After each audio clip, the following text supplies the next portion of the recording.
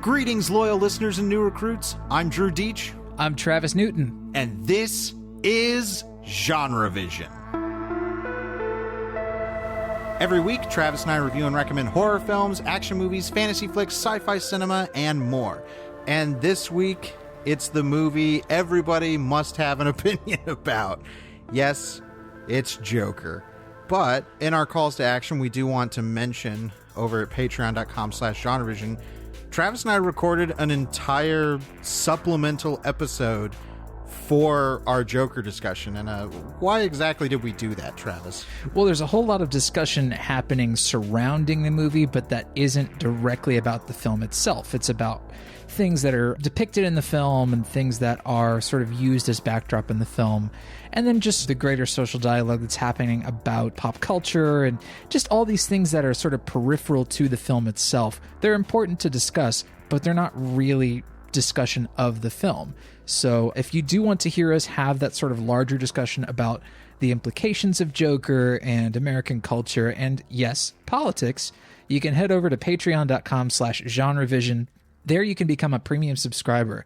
What that means is you pay $5 a month to access a growing library of content that Drew and myself and our sister in this whole endeavor, Danny Ryan, put together. As a matter of fact, Danny Ryan was working with us last week to do her very first extended Currently Consuming, which takes a look at what we've all been consuming in September. It was a little bit late getting up, but I think it's totally worth it because Danielle brought the thunder. Danny, thank you. Yeah, it was great having her join us. And if schedules align and we can make it, I would love to have her on more regularly. It changed the dynamic in a really fun way.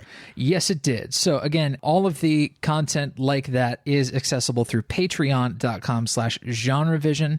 $5 a month as a premium subscriber opens up the access to that library of audio and video content as well. There's some video content. There's behind the scenes stuff, all sorts of goodies. And we do want to ask if you like what we do here on the show, go to Apple Podcasts and rate and review the show. It's the absolute best marketing that GenreVision can ask for right now. That's right. If you review and rate the show on Apple Podcasts, that means using iTunes on your Mac or PC or opening up the Apple Podcasts app on your iPhone or your iPad. That rating and that review actually boosts visibility for the show. So the more ratings and reviews the show gets, the more it gets sort of noticed and picked up by Apple's algorithms and enhances discoverability for the show. So if you want to help the show get bigger and better, Apple Podcasts reviews are the way to do it. All right. Enough of this pre-show rambling and shilling. I do believe they called that a preamble. Yes. So, yeah, Joker. I mean, it's the movie that everybody was talking about before it was even made. It's been a huge lightning rod of discussion, but we want to talk about the movie, how it acts as a movie, its possibly intended goals, its success or failure at those things, all this stuff. And I have to be on Front Street here. If you listen to the show with any regularity, you know I do have a fondness for the DC canon of characters and stories and such. That's putting it lightly. And I was anticipating Joker. I wrote a whole think piece about my feelings before the release.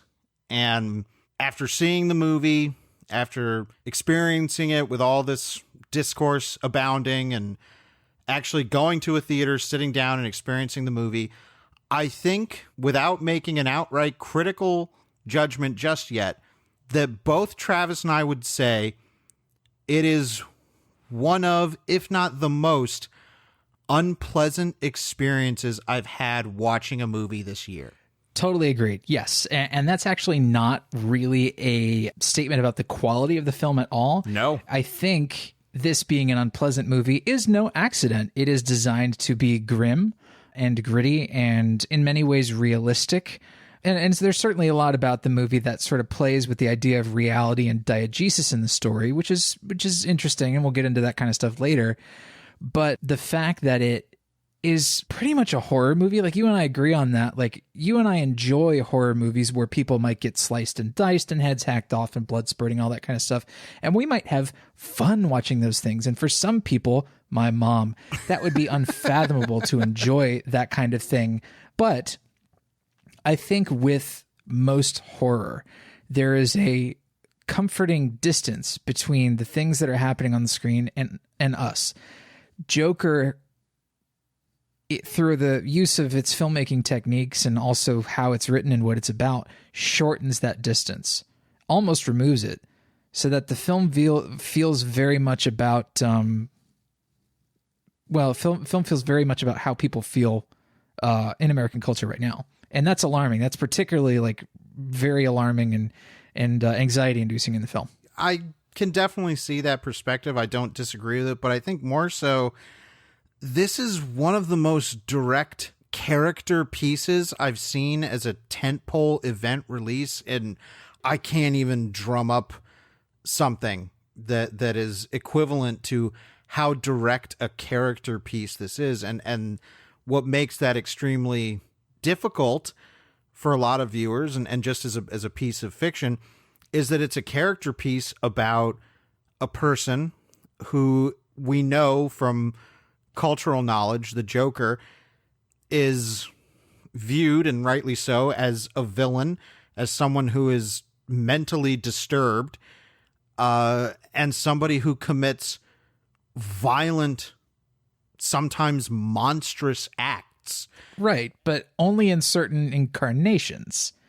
There are incarnations of the character that are a lot more pleasant. Sure, but regardless of other incarnations, this is a character that the movie is asking you to step into their shoes for 2 hours. And this is a movie that has more in common with Henry Portrait of a Serial Killer than it does anything in comic book superhero cinema. Sure.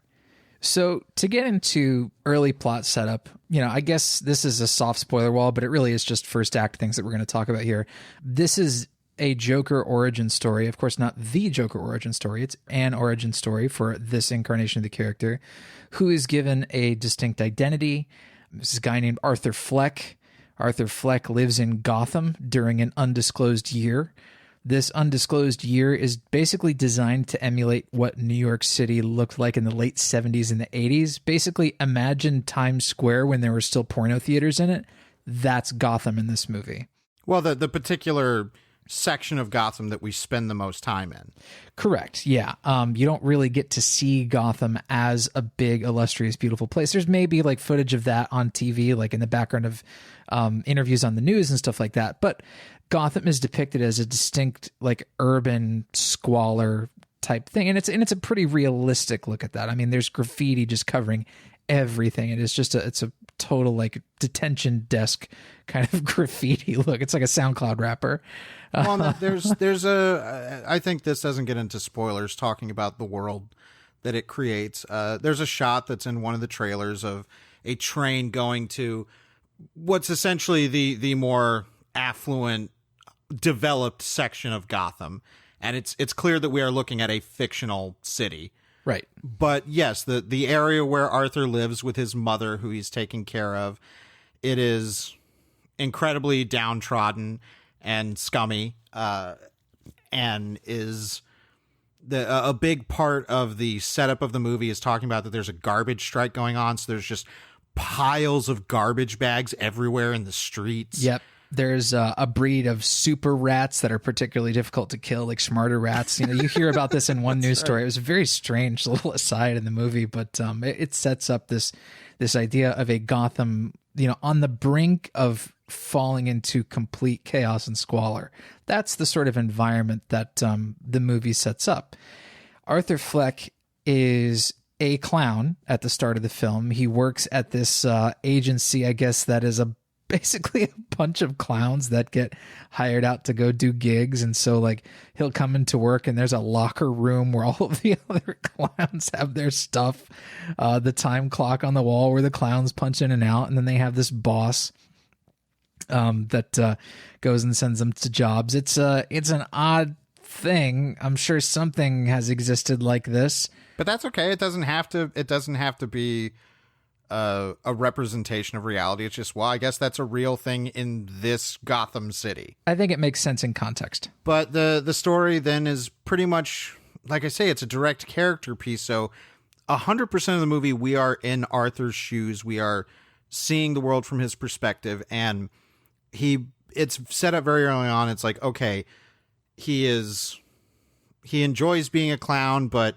he's not taken seriously. The opening pre-credit scene of the movie is he's, doing some sign spinning for a music store that's going out of business, and some kids steal his sign, and he chases them, and they smack him and beat him up.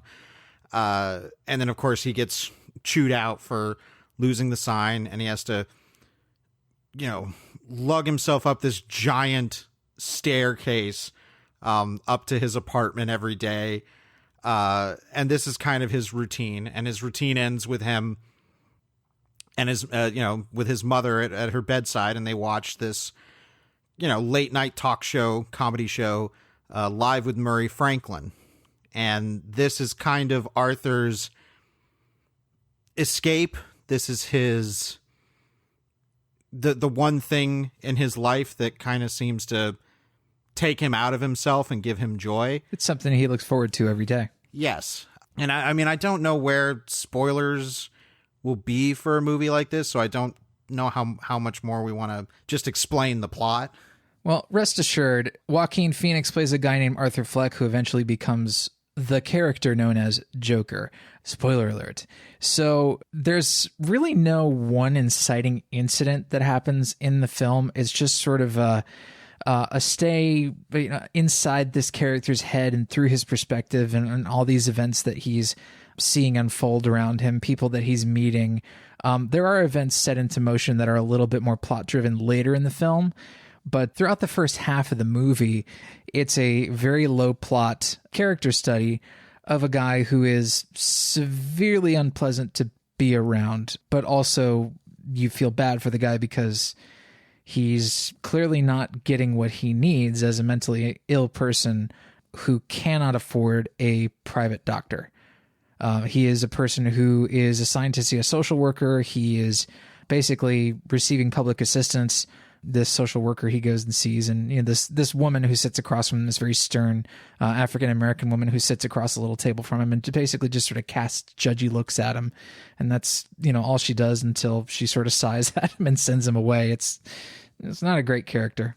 I mean, we might be able to talk into the stickier wickets of that later, but I think we can say some general things and in terms of our read on the movie. Sure. Like we said, this is an unpleasant experience. It's asking you to spend 2 hours in the perspective of a character who is not just mentally ill in a sympathetic way, but is deranged, is seemingly on the verge of unhinging into real violence. Mm-hmm. That's set up very early on during his first meeting with the social worker. We learn that he was hospitalized at some point. Yep. He even makes a statement saying something to the effect of that he felt much more free when he was in the hospital. Or he felt better. He just felt better when he was in the hospital. Which, cut to him in the hospital just banging his head on a door. This unease is set up instantly. And it's pervasive throughout the entire movie. And there's so many moments where the movie is very directly telecasting that this is a character you should dread. And it doesn't mean that we shouldn't lack, that we should lack sympathy for him, but he is also very clearly the straw away from the camel's back breaking of his sanity. Yeah, and this isn't necessarily a portrayal of a specific disorder. It's movie crazy. And if you're going into this film hoping that maybe if they were going to use the film's realism to be a more accurate representation of what it's like to be a person living with mental illness, this isn't that movie. This is movie crazy, and he takes movie crazy pills. 7 types of movie crazy pills, actually. And so, yeah, if you're looking for a respectful and realistic portrayal of what it's like to live with mental illness, this ain't your movie. Get off at the previous stop. Right. It's not the story. It's, again, so much of this is, things that people have felt about the movie beforehand, but the movie on its own is, I'm so surprised again how strictly a direct character piece it is, but it's also dealing with a character that is probably not somebody a lot of people want to spend 2 hours looking through the eyes of. Right. It wants to make us know why he makes certain decisions in the movie. And I think for the most part, the film is successful at making us understand why he makes certain decisions. The film is certainly not lacking in that, linking of pieces together to make us understand why he went and did X, Y, and Z. Even though there are scenes like, here's a mild spoiler, it's not crucial to the plot, but there's a scene later on in the film where he comes home to his apartment, he opens up his refrigerator, pulls everything out of the refrigerator, including the racks, gets inside the refrigerator and shuts the door. And that's just the end of the scene. It's got nothing to do with the plot. So there is that sort of art house look of extended scenes that are just the character being in the space physically and doing things and not pushing the plot forward. It's there for tone. It's there for mood. And it's there for character as well. For exploring this character, not through dialogue or a machine for the plot. That is kind of the definition of character piece. It's like while there is a plot to the movie, it's 100% motivated by Arthur's actions and reactions. Right. Well, I mean, there are also some things going on in the world of Gotham around him that interact with his psychology. And I guess this is where we can get closer to spoilers. Do you want to give some sort of general appraisal of the film and how we felt about it before we get there? I guess. I mean, it's going to be a lot deeper, I think, when we have to talk about specifics, because this was a movie I found myself under the spell of. It hooked me, and I felt, I believe, the way the movie wanted me to feel. Which is frankly fucking awful. It makes me feel awful. It just made... I see a lot of people saying it's cringy, and I don't really like that description of things because I think it's a way to deflect deeper reads. Well, cringe is just your reaction to something. Like, to actually dig deep about why it's affecting you in that way is something else entirely. Did you cringe in pain? Did you cringe in sense of like social pain, awkwardness, anxiety? Like what was it, Well, I told you that the scene where Arthur's boss, his booking agent at this clown farm. Yeah, Hoyt. Clown farm. Thank you. There's a shot that is just lingering on Arthur's face as he's getting chewed out for not returning the sign. And he says, like, I told you I got jumped. And Hoyt doesn't believe him, just keeps chewing him out and telling him, if you do this, like, I have to take it out of your paycheck. And the audio on Hoyt is fading. The camera is slowly zooming into Arthur's face. The score, which I'll talk about in a second, is building, and he is smiling, and you can see that he is just trying to keep it together. And I was squirming in my seat, like more so than any piece of violence or anything is kind of surface in terms of uncomfort. It was just watching this character try not to break that made me feel so uncomfortable. Sure. And this is, like I said, it's social horror, and it's taking a lot of that sort of distance that allows us to enjoy things, gleefully. It's taking that distance away and instead replacing it with general unpleasantry. It's very pointed in its doing that. And I don't think that makes the movie bad. I without revealing, my general sort of take on the movie, just because it's unpleasant doesn't mean the movie is bad. It's certainly unpleasant to sit through, and that's one thing. And the movie is aiming to be unpleasant. It wouldn't be showing you all of these things that it shows you if it wasn't aiming to be unpleasant. As a matter of fact, it's despite a movie being about a clown and a comedian, it's relatively humorless. There are a couple of things that did make my audience laugh.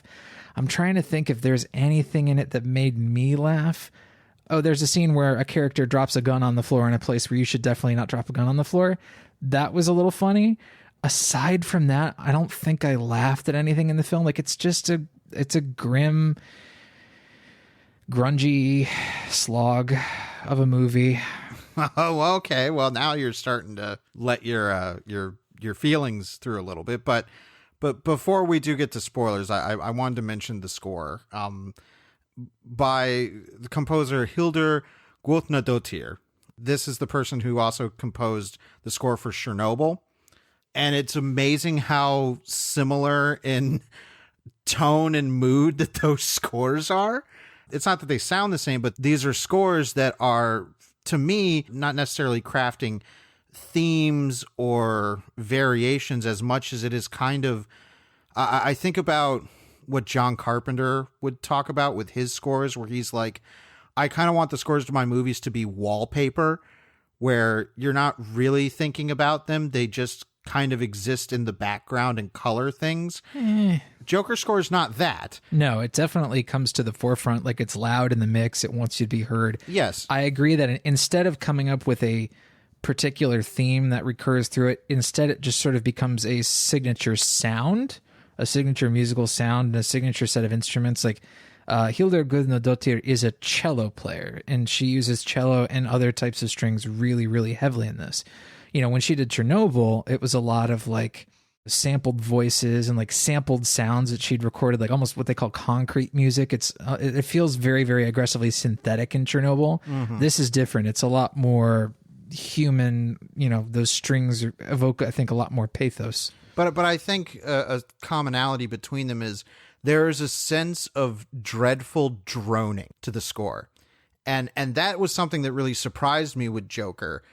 I think the score as an individual entity is, I have mixed feelings about it, but as it's enacted in the movie, it is one of my biggest arguments for saying that this is a horror movie, because the emotion that score is evoking in so many scenes is horror to me. Sure, yeah, it actually reminded me quite a bit of the score by Danny Bensi and Sounder Urions for a movie called The Gift with Jason Bateman. Mm-hmm. You remember that movie that Joel Edgerton made? Yeah. Kind of brought that score to mind for me. But I guess if I had any problem with the score, like I don't think it's poorly composed or anything like that. But to me, every single cue sounded the same. Like it was just sort of one long cue, and I wasn't really a big fan of that. So when the film relied on source music to achieve a certain thing, like I kind of vibed with that. Like particularly when they went for source music choices that were a little off kilter or sort of not expected.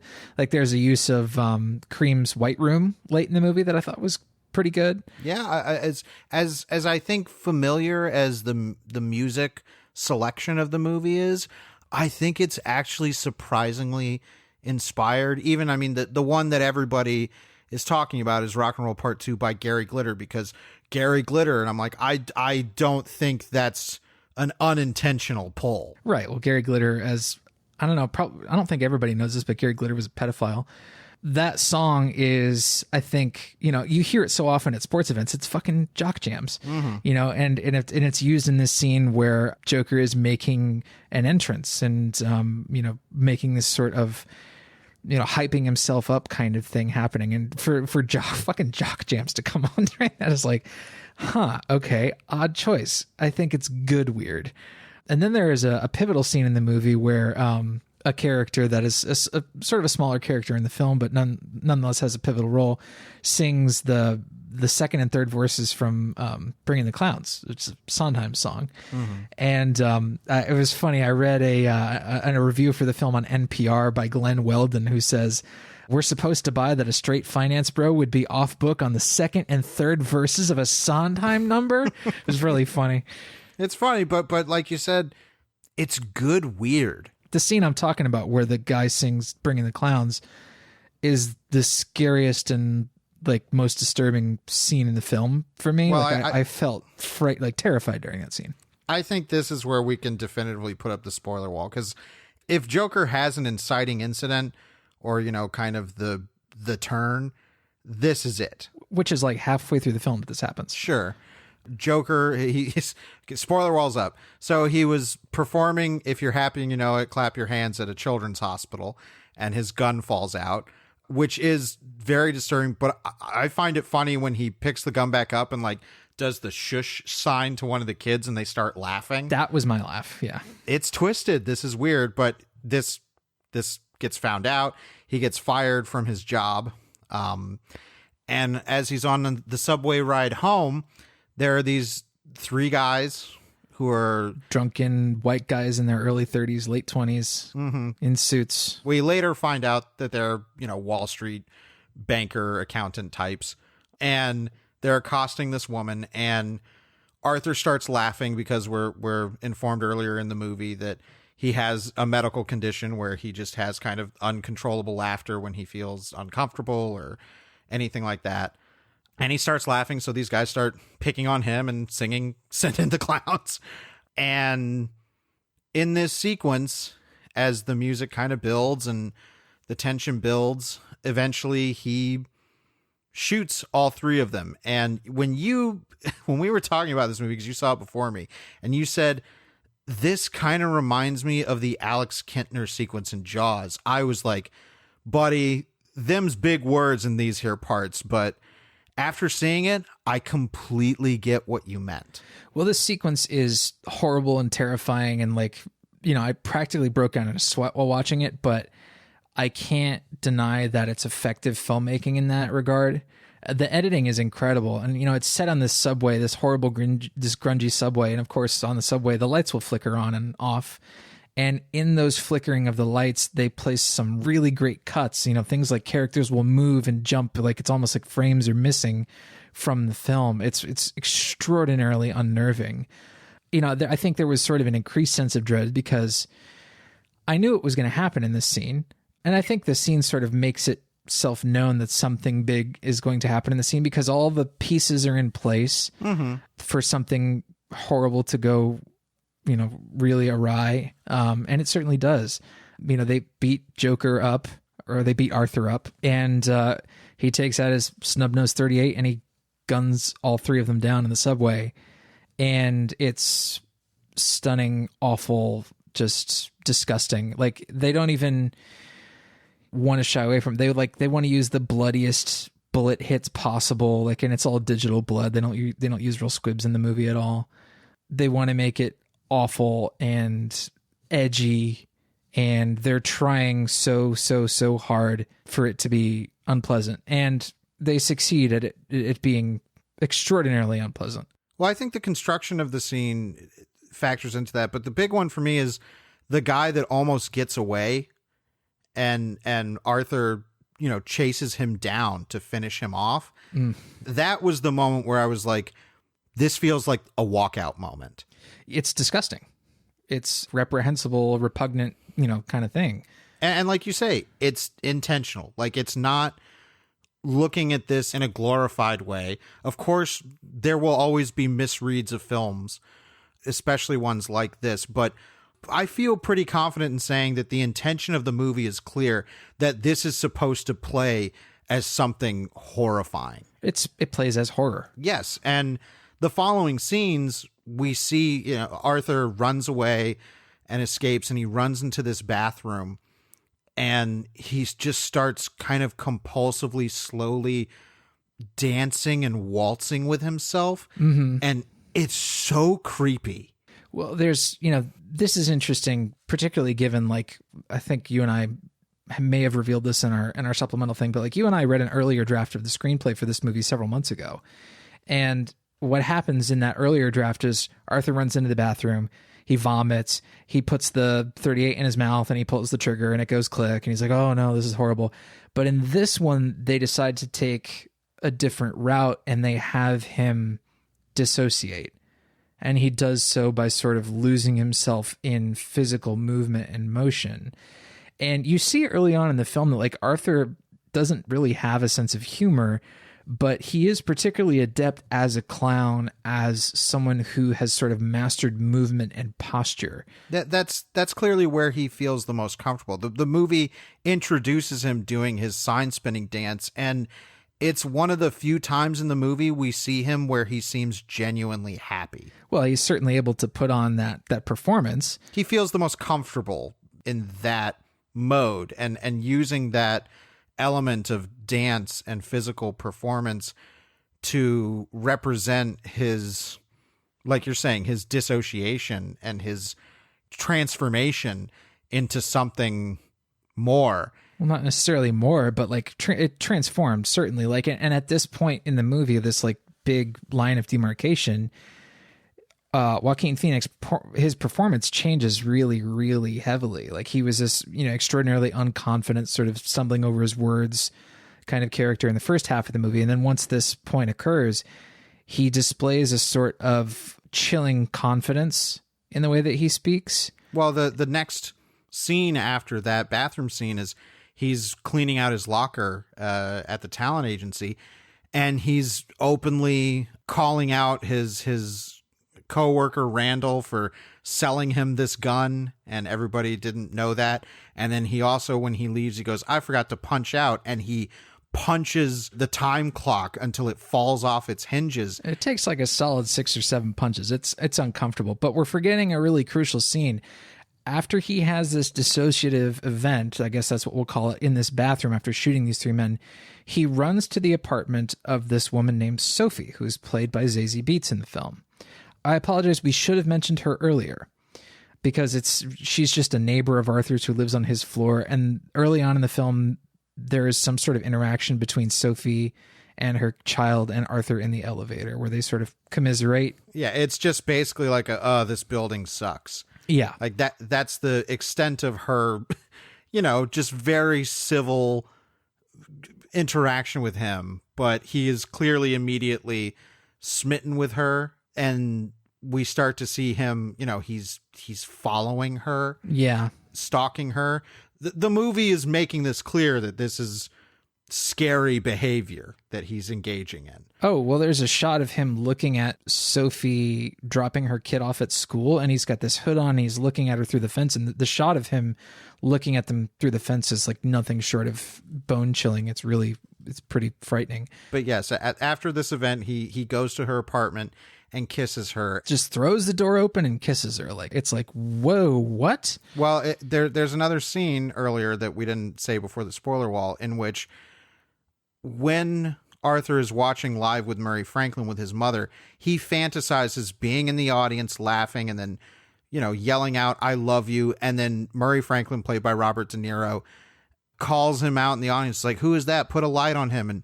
And Arthur's allowed to stand up and say, "I live with my mother and I take care of her. I'm a good son." And the audience applauds, and Murray's like, "Come on down here. You're going to be on the show, and I think you're really great." This is a scene that was not in the leaked script that we read, and it was the scene in the movie where I'm like, oh, we're doing this? Okay, this is good. No, it's a very, very valuable addition. And you and I were doing a little bit of talking about this last night after I had seen the movie. I saw it first. And I was talking about sort of how the relationship between the character Murray and Arthur had sort of changed between drafts. And it was almost presented sort of like a surrogate father character, or like somebody looking for a father in Murray Franklin. And the movie kind of strays away from that and instead looks at Murray Franklin's show as a platform that he views, where he can feel seen, where he can feel visible, where he can feel validated, because these are all the things that he doesn't get to feel in his normal daily life. He doesn't feel seen. He doesn't feel validated. He doesn't feel supported. And he wants all that. And he sees people get that every night on the talk show. And this is his fantasy. It clearly does engender some empathy or even sympathy. Yeah. It is also clearly telegraphs to us we're dealing with an unreliable narrator. Not necessarily a narrator, but an unreliable focal character whose movie we are seeing through his perspective. Right. I don't think there's a key moment in the movie that ever deviates from Arthur's perspective. I think there are arguments to be made for small moments. Like there's a scene where a child is playing at a playground. I won't spoil exactly what moment that is until later. And then Arthur Fleck walks up and looks at the child, and we see a shot sort of over the child's shoulder looking at Arthur Fleck. And that's an important moment in the film. Well, yeah, I mean, we're in the spoiler wall, but we're assuming you've seen the movie, but it's the moment where we meet Bruce Wayne. Which I was the only person giggling when Bruce Wayne slid down a pole. He slid down a pole. He ran over to the red phone. Yeah. I was like, wow, to put that into this movie is so bizarre, but I like it. It's cute. But so yes, there is a connection to the larger Batman mythos. Thomas Wayne is an incredibly integral character in the story. We find out that Arthur's mother worked for him in some capacity. She was some sort of housekeeper, some sort of, house staff member for the Wayne family many years prior. Yes, and she is continue to write letters for him to ask him for help, considering that they're, having clearly money troubles and are in a bad way.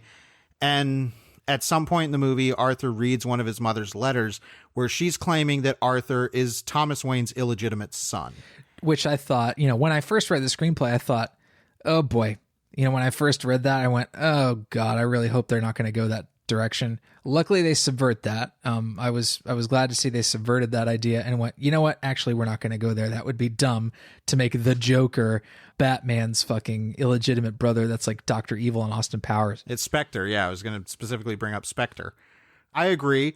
I didn't like that decision, but like you said, it does get subverted with Arthur confronting Thomas Wayne in a bathroom and, saying like, Dad, it's me. I'm your son. You can't tell me I'm not. And Thomas Wayne is like, you can't be my son because you were adopted. Mm-hmm. And your mom's crazy. Yes. And your mom's crazy. And you don't even know who you really are, which as a person that's very, knowledgeable about Joker history, I'm like, okay. That's a nifty way to get around the we don't really know who the Joker is. Right. Mysterious past, who is this person? Did they suddenly just appear in the world? That's kind of the Joker's impetus. Right. I referenced this in our episode on The Stepfather because I had read the script, but it goes to a almost parodic level where it's like, oh, not only was he adopted by a crazy woman, but he was tied to a radiator as a kid and abused by her boyfriends and other people. It's like, Jesus Christ. It goes to a level of grimdark that I thought was overkill even for this movie. Yeah, well, I think just the fact that he's adopted and doesn't know who he is, that was enough. Sure. I thought that was enough of a good, subversion of this plot thread about him believing he's Thomas Wayne's son to just further chip away at his feeling of identity. Because the movie is so much about identity in not only the public sphere, but in the personal sphere. Like you said, the movie is about Arthur wanting to be seen. Mm-hmm.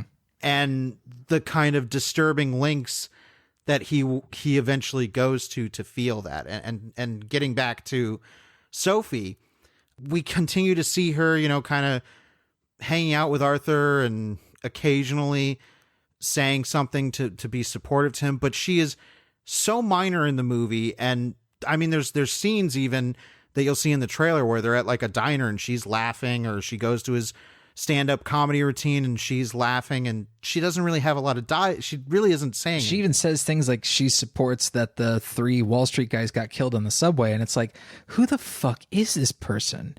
Who is this character? Like, what motivates her? It doesn't get into any of that stuff. And then we find out why. Yes. This is another, mentioning the script, a incredibly positive change. I won't get into exactly how Sophie was using the script. Suffice to say, it was not good. It was very bad. It was very, very bad. In the script, they continually reference this cat in Arthur's apartment, this orange cat that he would, rub up on his leg or anything. And the end of the movie in the script basically implied that this cat was not real, that it was a figment of Arthur's delusions. Well, they turned Zazie Beetz into the cat. Kind of. She's not a hallucination. She is a real person. Right. Well, there's a difference between what a mentally ill person experiences as a hallucination and then what a person experiences as a fantasy or what they wish would happen. Whether or not Arthur Fleck knows that his relationship with Zazie Beetz' character is fantasy is not really known, but it comes across as fantasy in the movie. And the reveal of this, after he finds out that, yes, his mom really was hospitalized at Arkham for mental health issues and also the wretched treatment of her adopted son, Arthur himself, he gets his sort of like, I guess what we would call end of second act low point, which leads into, the character's final transformation into who he becomes in Act 3. He's got the low point. He's clearly lost it. He walks back home to his apartment in the rain, and he goes into her apartment and sits on her couch. And we know from the instant he walks into her apartment looking like a serial killer. I mean, looking like fucking Michael Myers. I mean, it's intensely horrifying. Well, and then the reveal being that when Sophie walks into the room, she gasps and she says something to the effect of, "You're in the wrong apartment. Aren't you, is your name Arthur? Don't you live down the hall?" And immediately it's like, oh shit. Now, granted, they got to throw it to the cheap seats. I understand. They then do a montage of the scenes we saw with him with Sophie and then cutting to show that she was not really there. It's a short montage, well done, but yes, it definitively says like, okay, he was imagining this or he was fantasizing about this, and that was the reality we saw, or the diegesis we believed we saw throughout most of the film. Yes. So again, I'm super glad with this change, but even if I didn't know it was a change, I think it's a good showcase of showing that yes, he is having toxic fantasies about his idealized relationship with this woman, and a woman who he doesn't even know. You know, he's been following her. Like, her character, Zazie Beetz' character, is, I don't know, I feel underutilized in the film, but there's a reason. It's like the film doesn't humanize her and to make a character, like a person out of her, because Arthur doesn't humanize her. Right. Arthur is putting her on this pedestal as an idea, and really not imbuing her with real human attributes, because that's not how he sees her. This is one of the drawbacks of getting a movie from the perspective of this twisted character. Is like, we're not going to see representation the way we want to in popular comic book cinema in a movie like this, because it's about the perspective of somebody who is repulsive and repugnant and pathetic. And that's certainly driven home on multiple accounts. The movie is not without sympathy for Arthur. I'm more inclined to feel like I empathize, because that means like I can have kind of a distance, because it's like I can understand how this person's feeling. Sympathy feels more, piteous. Well, he is a pitiful, wretched creature. It's like Gollum in that way. But sympathy also feels like a half-hearted endorsement of their feelings and actions, and that is not what this movie is doing. Well, I had a very good barometer for how a normal person might feel about the things depicted in this movie. I had a very, shall we say, vocal audience member to my left, and she really didn't have a sense of internal monologue. Let's put it that way. Everything internal was externalized with her. Everything had an out loud reaction from her. And there were scenes where she literally went, "Aw."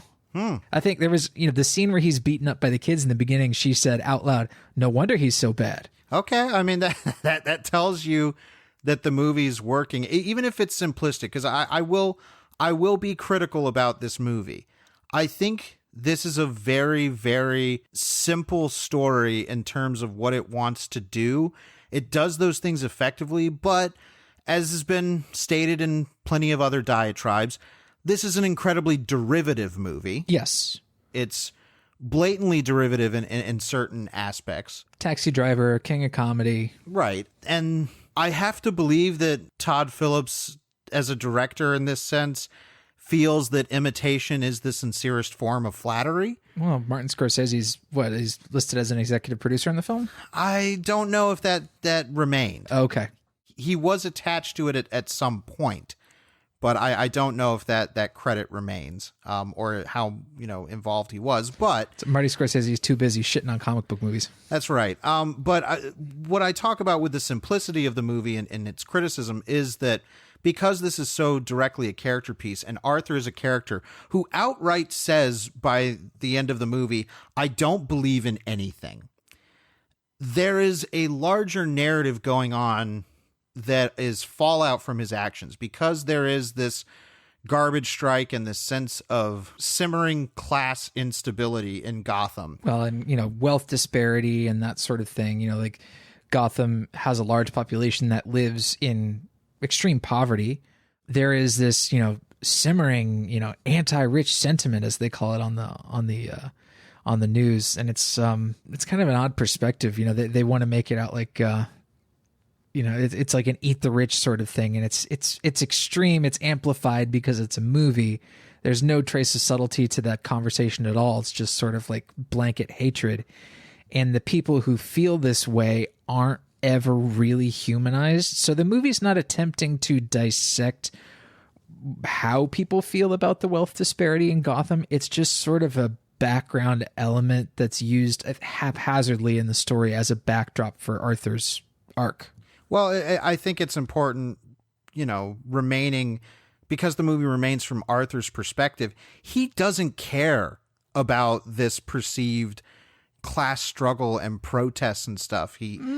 Bullshit. I mean, he lives in poverty and he is trying to seek assistance from a rich person who he thinks will help him. Does he have any sort of commentary on the systemic problem of wealth disparity in Gotham? Not really. No, it's a strictly personal issue for him. He's not going after Thomas Wayne because he's rich. He's going after Thomas Wayne because he thinks he's his dad. Like, there's certainly fallout to potentially happen from that, but Arthur's motivations are very clearly egocentric. He doesn't care that poor people are rioting for disparity. He cares because, hey, they're dressing up like me, and that means I exist, I matter, I'm seen. Yes, it's a reflection of him.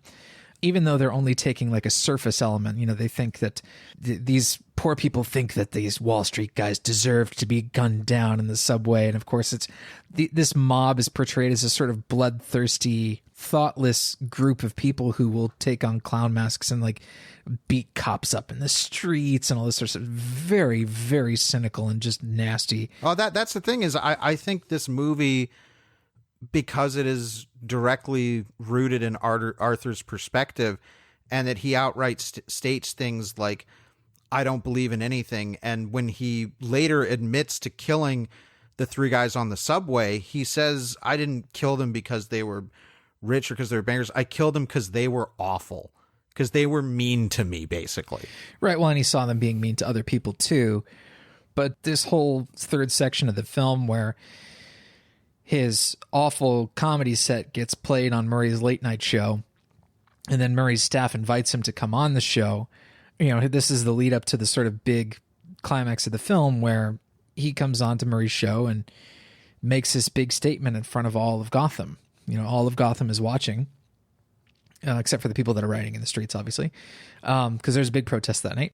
And of course, he says things like, I'm not political, and other sorts of nihilist bullshit that I think is just sort of contradictory in the movie. But see, I think this is if you're asking yourself to, because you're in Arthur's shoes, try and feel about him. And you're right, like he is clearly not taking responsibility for the larger consequences of his actions, or his worldviews. No, this is the most solipsistic movie I've seen in a long time, and that it is, as a character piece, because it's so focused on Arthur, and because he's a character that professes to not really care about these larger issues that his actions are creating, it only, to me, reinforces the fact that this guy is a villain. Right, but he's a villain who says a bunch of like bullshit and stupid things, which is frustrating for me, clearly.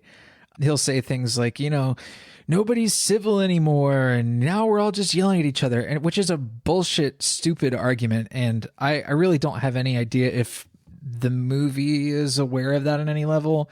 It's tough to say because the movie is so anchored in Arthur's perspective. It's easy to just say, well, that's how he feels about it, and that's just his certain perspective and how he sees the world, and this is the world through his eyes. And well, it's fine to step out of that and judge him.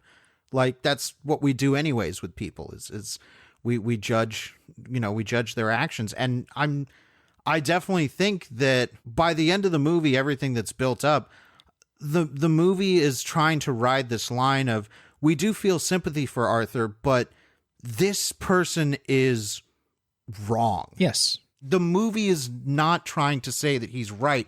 It's just trying to say, this is how he got there. Look at it.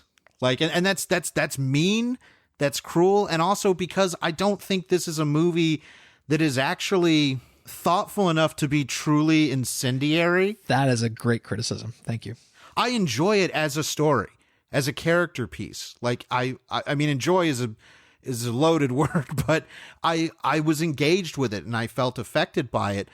But this movie isn't trying to be thoughtful about these things. No. It just wants to tell this specific story. The problem is that everything surrounding it is something that we as viewers and we as consumers of culture and current events and everything can't help but think about constantly. Sure. Before we wrap up, I want to talk about technical things. Like we talked about the score, because there's a comment that you made when we were talking about that I wanted to address, because I think this is a great looking movie, not just in terms of the, color grading and everything. That this is the cinematographer is Lawrence Sher, who is Todd Phillips's. He's done like all the Hangover movies and Due Date and War Dogs and all this stuff. He's also the cinematographer for Godzilla King of the Monsters, a movie which I thought was just awfully shot. Yes, but I think Joker looks good. Like the movie from a technical perspective has a lot going for it. I think it's effective in creating mood. I think it's effective in constructing a look. I think there's great framing. I think there's a couple, like I was telling you, there's a moment where Arthur is escaping the police and he's on a subway with a bunch of the protesters and kind of gets mixed in with them. And the camera steps outside of the subway as the protesters are kind of ganging up on one of the police officers, and the lights are flickering inside, so it's dim. And then we just see a muzzle flash like underneath it as the train and the camera's passing by. There's good approaches to how the movie frames things. Even if sometimes, like we were talking about a green screen shot of Arthur sitting on the back row of a bus. Yeah. Like that looks very, very fake. It does. You know what also Lawrence Sher shot? He shot Shark Attack. Really? Go listen to our Fit Flick Shark Attack episode. And Club Dread. Oh, wow. Club Dread's a good movie. Mm-hmm. Not one I would say for cinematography reasons, but... So sorry to interrupt you, but I thought that was particularly fascinating given what we do. That is fascinating. It's particular to our niches, but because you said that you felt that sometimes the movie looked Instagrammy. Yes, the color grading is kind of Instagrammy, and that it uses a split-toned look, which is really, really strong in all the Instagram filters, meaning that the shadows are skewed really heavily towards one hue, and then the lighter tones are skewed very heavily towards another. So, for instance, the shadows will be very, very blue, and then the midtones and the lighter tones will be really, really yellow. So, like, if you look at Joaquin Phoenix's eyebrows in the movie, which are normally black, like it looks like he has blue eyebrows in the film a lot of the time. Something I found that was interesting that I liked about the film's look is that whenever there are close-ups or Arthur is particularly in focus, they really get that blur distortion going on in the background behind him. Super shallow depth of field, which is, it's basically like, here, let me abuse this really art housey look that we don't frequently see in popular films. Like, let me put it to the most extreme because it's arty. That's a little snobby, but I don't disagree with your statement. But I think the intention works in that the intention is to continue that sense of isolation. I think that look is stronger in the earlier parts of the movie and starts to open up as the movie progresses. The movie gets bigger and bigger. It gets bigger scale wise, but also I think it's emblematic of Arthur's sense of coming into the world as who he wants to be. And of course the movie climaxes with sorry. Yeah. With Arthur as Joker going on to the Murray Franklin show and kind of airing his feelings and admitting to the murder and then shooting Murray Franklin on television. It's horrific. Like the staging of it. I really like how they continue to cut back to the television broadcast of it. I like that. And then he's arrested, and on the way, he's seeing all the chaos and rioting. People with clown masks. Yeah, and the clown masks, and the cops are scolding him like, shut up, you freak. Look at this. Look at what you did. And he just says, yeah, it's beautiful. And I can't help but a shiver ran down my spine. I was like, this works. Well, you know what I actually felt during this scene? I was like, this is almost a precursor to something like Arkham City. the second Batman game in the Arkham franchise, where it's like roving gangs of thugs in the streets devoting themselves to a villain.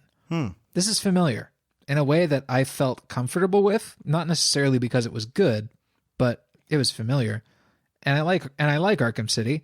And one of the things I said to you was like the idea that a gang of thugs would storm the streets of Gotham and rally around a clown-faced criminal is never more plausible than it is in this film. Is that good? I don't know, but it's true. The word we keep coming to is effective. Like, it works. Yes. And the ending of the movie in which an ambulance bashes into the car, the cop car. Fucking scared the shit out of me. Oh, okay.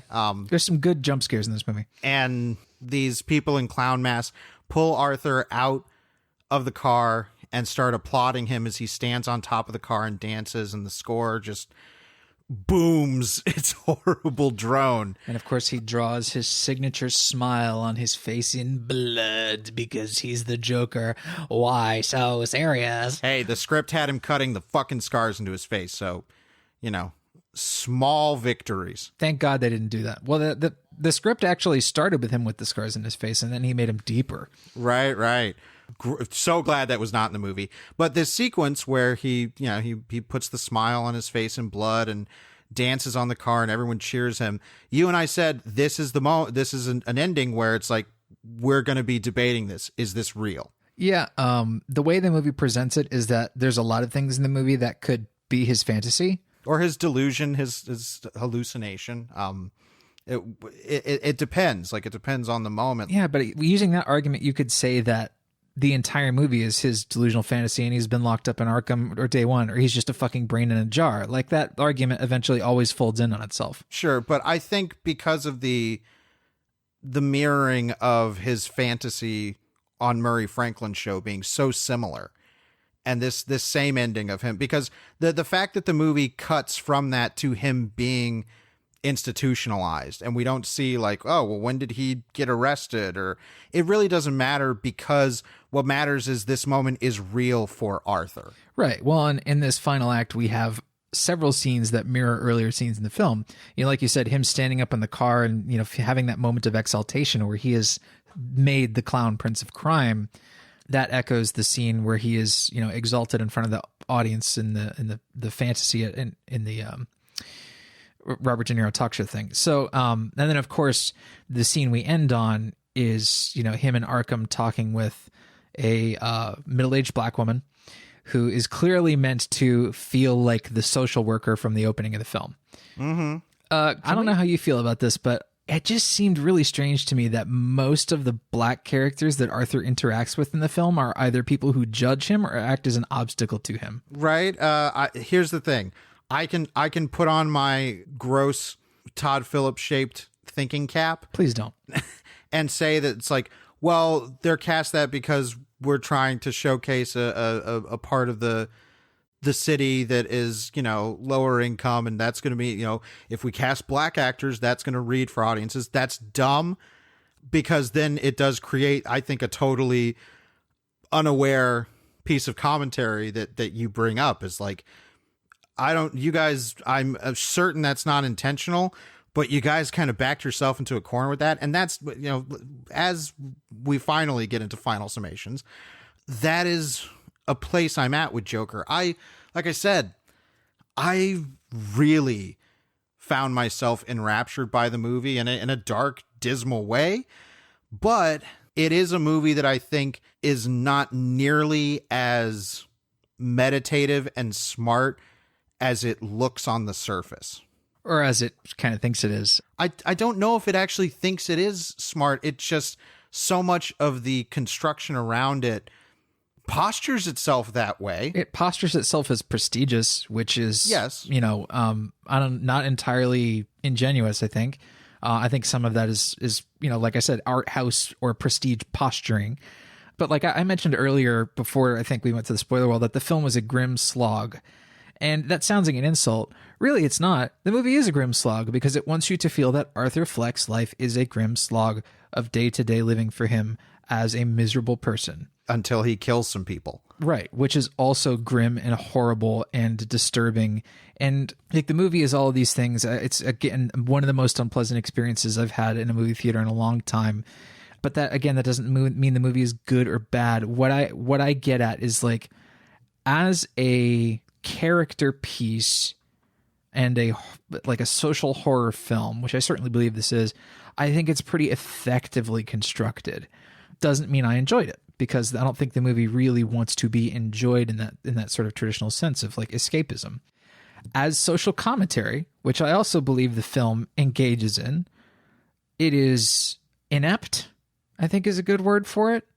Certainly ineffective. I think you've argued that the film isn't really so much social commentary as it is using the surface of social commentary as backdrop for Arthur's story. Yeah, I totally feel, I mean, that's why I think a lot of the fire and brimstoning about this as discussion about social commentary is not reflective really in the movie. I don't think so. I think the fact that like the thugs who storm the streets are equated with people protesting about being treated poorly as lower class society members, like that's a bad and dumb idea. Like what is the dramatic argument about all this kind of stuff that's going on? You know, I think, you know, one of the problems I have with it is like, is there a central dramatic argument in the film? If so, is, you know, if we're just looking at Arthur's story, which the film is, like, what is that? Don't step on the little guy. Don't turn your back on people who are mentally ill. That's not a dramatic argument. That's a dramatic lesson. Well, that's what I mean. Well, this is not a movie that I think has a lesson. And if what's it trying to say? Well, I don't know if it's a movie that's necessarily about saying something as much as it is just telling this very sad, terrifying story about a person. Well, but it's interesting because I there was a trailer for that Clint Eastwood Richard Jewell movie. And it's so fascinating to watch that because you're like, oh, I can watch that trailer and get what the message it's trying to say. Sure. But for a character like the Joker, who is historically portrayed as someone who doesn't really have a unified message, it is more that just all of this is a joke. That is incredibly cynical. It's nihilistic, yeah. And it's a cynical, nihilistic movie. In my view, it is an incredibly crafted, cynical and nihilistic movie. But I also think it's kind of crass in that same way. Like the fact that it sort of dabbles in certain things, like, you know, there's ideas like if you neglect the lower classes, you know, if you step on the proletariat, they're going to become killers and thugs. You know, if you don't provide social programs to take care of people, you're going to get what you deserve, which in this film's estimation, or in Arthur's estimation, means you get shot, like Murray Franklin. And then there's that idea that's like the only innocents in this particular world are children. I mean, that's, again, I think it only takes that position if you agree with Arthur. Well, but that also excuses a lot of things that the movie does that, you know, just by saying like, well, it's all from Arthur's perspective. Like, perspective is crucial to understanding this film. But like, I don't want to let everything slide just as like, oh, this is, you know, it's not a matter of, I mean, it's right to critique and judge certain things, because at the end of the day, this is a movie about a villain, and villains do bad things. Right. And that is okay to judge. And I feel that while the movie does not have a deft hand at the bigger potential issues that it uses as backdrop, at the end of the day, Arthur is a monster. Yeah. And the movie says so by its ending. Yes. So there is a difference between, say, this incarnation of the Joker and Joker from Dark Knight, who I think is a much quote unquote cooler interpretation of the character. He's more imitatable. Well, he's more of a cartoon. Sure. Or look at Tyler Durden, who is, you know, who people, you know, think is like, oh, he's really hunky and masculine and cool and imitatable and says things we want to imitate. He's cool. He stands up for himself. He becomes sort of like this weird, toxic model of masculinity. However, Arthur Fleck's character, he's not cool. He's not imitatable. He's not even really all that quotable. He doesn't have these little bon mots like Heath Ledger's Joker did, like a dog chasing a car. All right. I mean, I did want to say, like, I made a note about how I think this is the first incarnation of the character as far as a live action film or a very popularly consumed version that is not a cartoonish ideal. And I know because everybody loves Heath Ledger, it's like, yes, his performance is great, but Nolan has said, like, he envisioned him as an idea made flesh. Like, he is anarchy. That's why we don't know about his past and we don't know anything about him. And making a character like this someone that it wants you to sit with in their perspective for 2 hours, it's an incredibly difficult goal to set. And it's one that even if you achieve that goal, it's going to be unpleasant. But I think Joker achieves that goal more than it doesn't. I think I would agree with you in that regard. But it's a tough movie to say that I enjoyed because I didn't enjoy it. And I don't think I can recommend it because I don't know many people, I think, that would enjoy or appreciate the experience of seeing this movie, especially like not right now. You know, you and I have thrown the word timely around a lot. It's, you know, we've had some back and forth about timeliness and whether or not the movie thinks it's timely.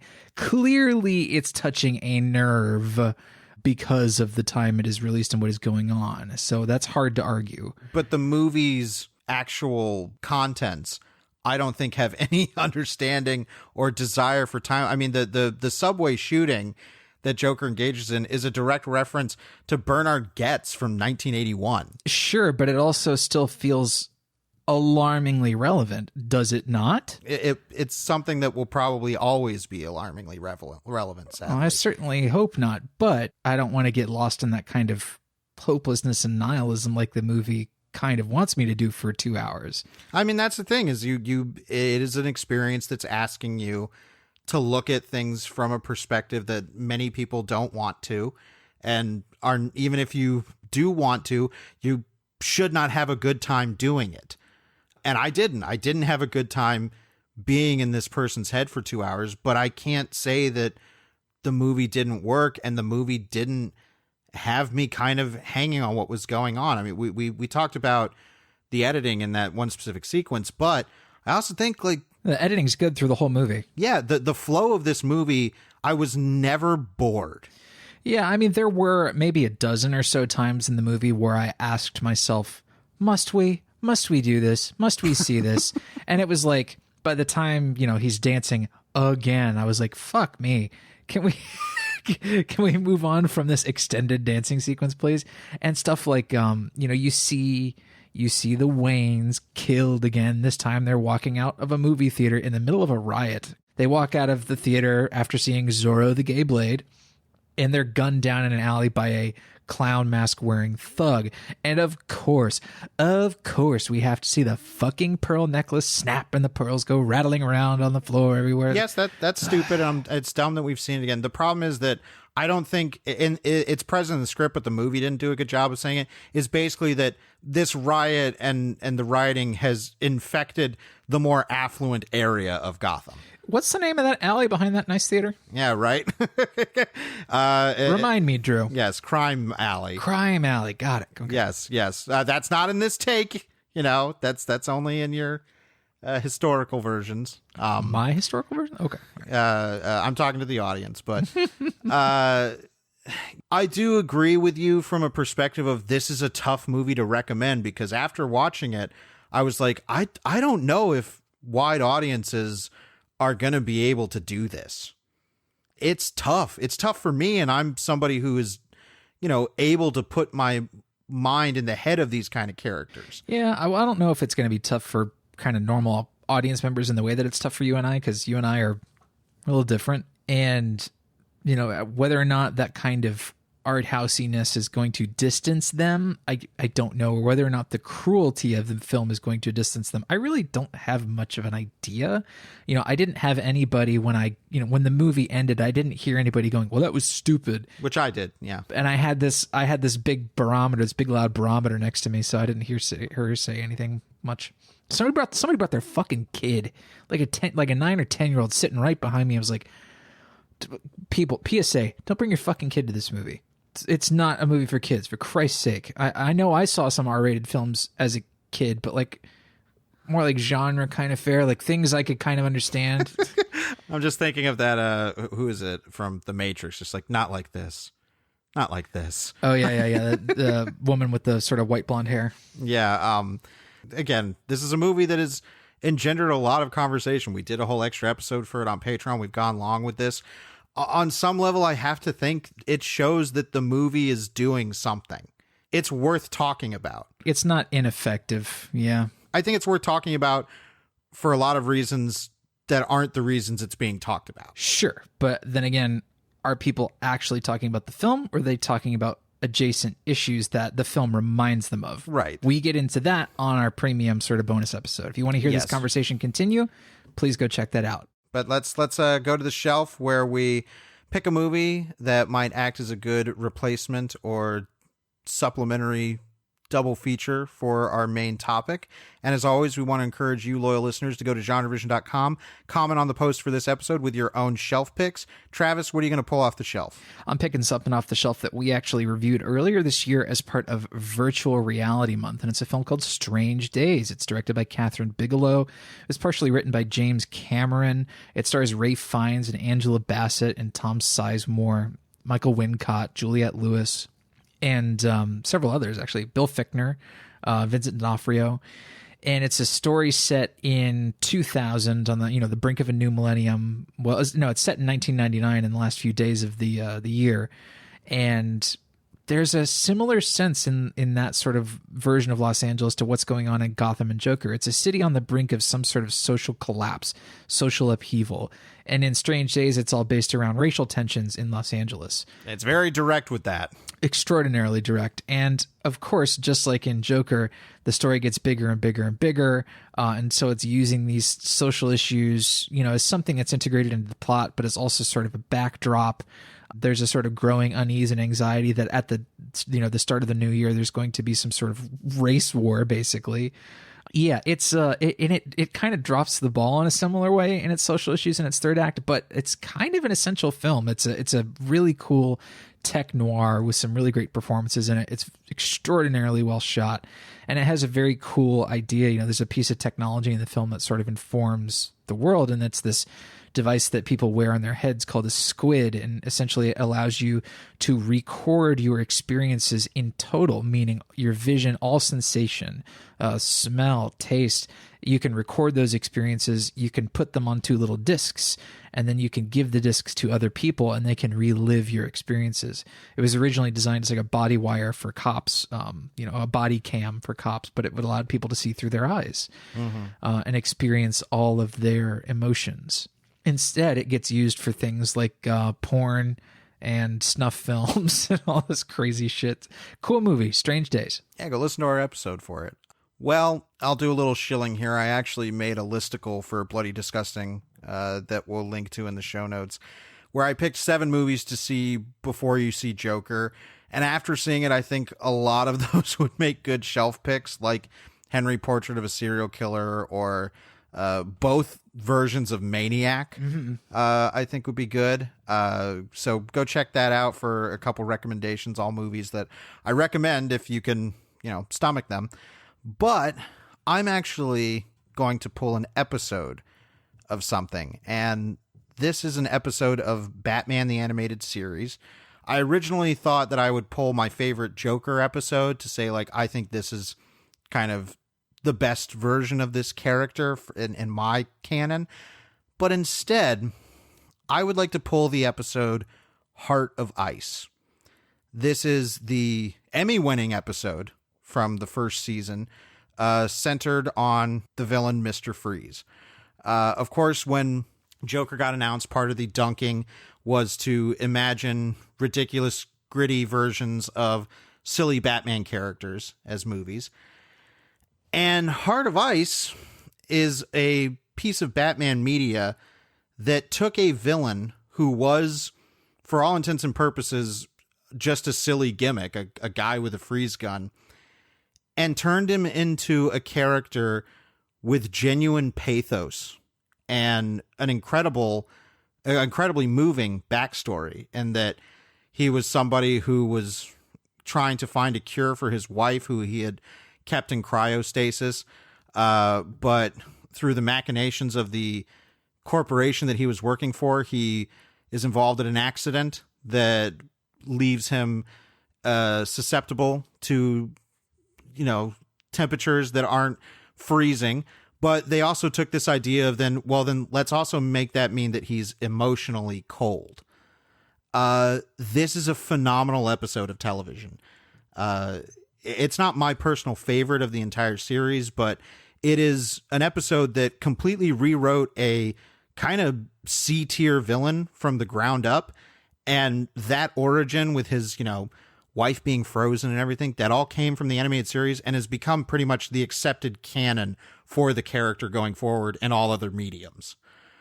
It's an example of taking a Batman villain, centering the story around them. Batman, of course, is actually in it, and turning them into a sympathetic character who's still a villain and still does bad things.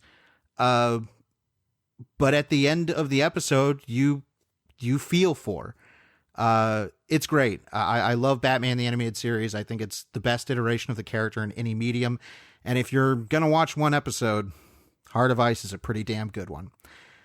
All right, let's do some currently consuming. Num, num, num, num, num. Travis, what's been on your plate? One thing, very quickly. It is a video essay by the guy who calls himself NerdWriter1. He makes great stuff. Mm-hmm. This particular one that he did that I'm recommending is called The Real Fake Cameras of Toy Story 4. And it's basically all about how they emulated certain looks and certain camera tricks and certain camera accessories for Toy Story 4 to make it unlike any other film that Pixar has ever made from a cinematographic standpoint. They're using and emulating several different kinds of lenses to get really distinct looks in the film. And it's pretty remarkable. It actually makes me think that, we're getting to the stage now where maybe one of the best shot films of the year wasn't actually shot. It was all emulated. Mm-hmm. Kind of a crazy thought, but that's where we're at with this kind of technology. It's pretty remarkable. The video is very illuminating and talks about the technical processes behind it, but also the artistic choices. Highly recommended. Please find it in the show notes at GenreVision.com. You will see a link in the post for this episode. What, sir, have you been currently consuming? Well, I consume something else that I think a lot of casual viewers will check out and then find out that it is not on the wavelength they were anticipating. I watched In the Tall Grass. This is the adaptation of the Stephen King and Joe Hill novella of the same name. This is written and directed by Vincenzo Natali, who I think it's fair to say we stan. We do stan Natali. And this is, the prominent Netflix release of the weekend. It's sold as a Stephen King horror movie experience type thing. People ain't be liking this movie because it is not your typical sleepover, ooh, a spooky happened kind of movie. A ghost pulled a girl's wag. Yes, exactly. No ghosts in this movie. This features a bunch of people getting lost in a field of tall grass where they seemingly can't escape. And maybe it's, I've read the novella, but this concept to me is something that admittedly I played with when I was in middle school in a really terribly hastily written zombie movie draft that I wrote. I like the idea of being lost in a place where time and distance are completely fragmented and untethered to reality. The movie does some really cool things in that regard. I'll spoil a little moment, but it's very, very early on. These two characters, a brother and sister, get lost in the tall grass and they get separated. And they're like, okay, on the count of three, we're going to jump up and look for each other. 1, 2, 3. They jump. They're like, oh, maybe they're like 30, 40 feet apart. And they're like, okay, I'm going to, you stay where you are. I'm going to walk towards you. Okay, jump up again. 1, 2, 3. They jump up, and now they're like miles apart or something. Like the distance is just increased. It's great. It's eerie. It's beautifully shot because Vincenzo Natali. it adds a lot to the story, but it kind of needs to. It manages to be, because that is a very, very dark story. It manages to do those things, but also subvert them in a way that's trying to be more, I don't want to say crowd pleasing, but at least more accessible. It's definitely one of the notable films of the year, but I think it's a movie that a lot of people are not going to enjoy their time. I was reading reviews. They're like, don't waste your time with this. It's just a bunch of people walking around in grass and stuff. And it's like, there's a lot more going on than that, but okay. Like, you're not wrong. Point missed. Yes. So it's an arty weirdo story that, again, does not have ghosts jumping out and pulling legs. But I don't even know if people are going to know when we're talking about that. But if they've seen enough Conjuring series movies, they'll know exactly what we're fucking talking about. Sure. But yeah, I liked In the Tall Grass quite a bit. If you're willing to watch something that is purposely being disorienting and obtuse, check it out. Now let's wrap things up with our Comment of the Week. And as always, we like to feature the shelf picks that you loyal listeners submitted for our last episode, which was Neil Breen's Pass Through. Sunner Campbell had a great shelf pick with Bring Me the Head of Alfredo Garcia, which is by Sam Peckinpah. And he said, when Drew described Pass Through as the deepest and darkest look into the mind of Neil Breen, this was the movie I thought of, because it's the most pure Sam Peckinpah movie ever made, warts and all. It's beautiful, ugly, sentimental, cynical, brutal, darkly funny, fatalistic, indulgent, languidly paced. You can almost feel the grime. He is absolutely right. I've seen this movie. That describes Bring Me the Head of Alfredo Garcia perfectly.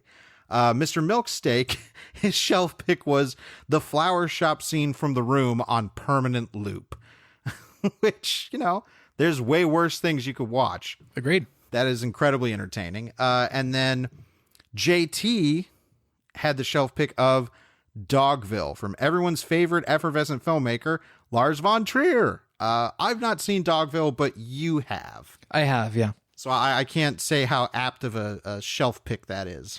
It's an interesting one. Dogville is unconventional cinema by many, many measures of it. It's kind of an odd hybrid of theater and cinema. It's hard to explain. It's best if I just show you, but we can't do that. This is an audio medium. Okay, well, we did want to feature, and I know we're already doing this on a long episode, but loyal listener Mark P. had on Neil Breen's Pass Through, I think, one of the best comments we've ever gotten. He says, every single time you guys do one of these Breen films, I think maybe I should actually watch one of these. You guys do make them seem like a riot, but I can't, and I'll tell you why. And I want to tell this story, but it is way better if you go to GenreVision.com, go to the pass-through episode, the post on it, and read Mark P's story about a stage production he was in and an actor he had to work with. I responded to him saying that this comment was a journey I didn't know I needed to take. It's a fucking amusement park ride, dude. It's so good. It's so funny. And I don't want to butcher Mark P's delivery of this in text, so please go read it. It is so good. Thank you so much, Mark P, and thank you all for listening to this episode. What are we doing next week, Travis? We've already done it, actually. We've recorded it ahead of time. It is about a movie called The Hand, which is an Oliver Stone film. We actually got a request from a listener to do an Oliver Stone film, and we thought, well, what can we do that's a little outside the box as far as like normal audio, like Oliver Stone fare? What can we do that kind of fits the GenreVision oeuvre? And we decided on The Hand, which is a movie about a character played by Michael Caine, whose hand is removed in an accident, and then the hand comes back. Dun dun dun. Spooky times. Listen up next week. So yes, join us next week for The Hand. As always, we want to thank you all so much for listening. I'm Drew Deach. I'm Travis Newton. And we'll see you next week. Right here on GenreVision.